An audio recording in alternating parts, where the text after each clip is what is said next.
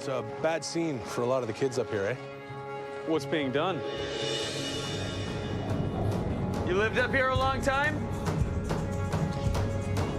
6,000 years.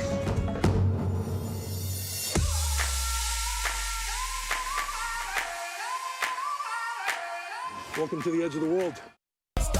Hammer time. Go with the flow. Good stuff right there.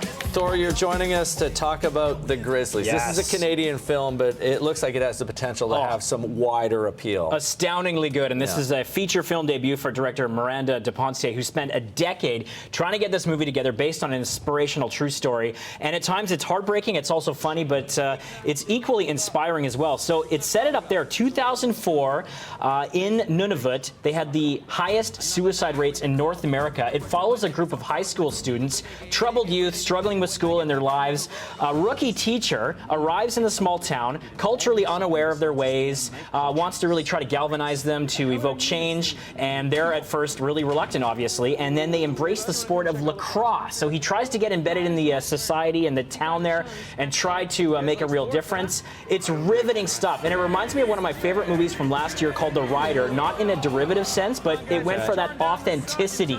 They shot it on location. 1/3 of the crew is Inuit. The film features original music from indigenous hip-hop artists. I loved all the performances. I felt like I was there. It really hit a lot of nerves, and these are complex social issues, a lot of delicate subject matter. It's handled so sensitively thanks to the direction. It's beautifully shot, and then in that clip it was great, you know, when the man says 6,000 years. The writing is so sharp, and that comes to his courtesy of acclaimed Canadian screenwriter Graham Yost and Moira Wally-Beckett, who even worked on Breaking Bad. Them collaborating with the story and the screenplay, mixed with the beautiful direction, the amazing performances, and then the fact that a lot of these actors went through a lot of the same stuff their characters were going through. It was so real and visceral.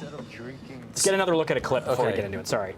We are proud. You in a hurry? Do you need a ride? Oh, no, thanks. I'm just running. From what?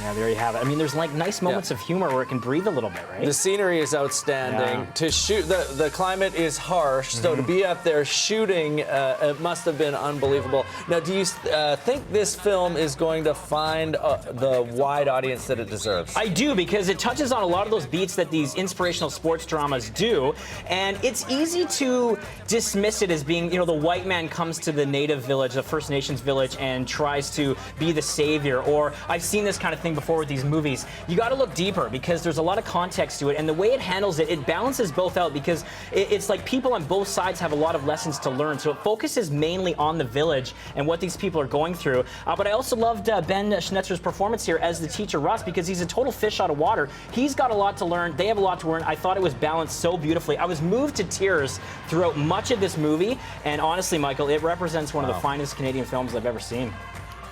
So how many hammers? Without further ado, I think you know where we're going. I'm going 5 out of 5 on this. Yeah. So locally, it's playing at 5th Avenue and the International Village. Get out there, support Canadian cinema. Excellent film. And it's playing already. We can see it right now. Tomorrow. Wow. Yeah. Okay, great. It looks fantastic. Looking forward to seeing it, and we hope it gets picked up in more theaters. Oh, yeah.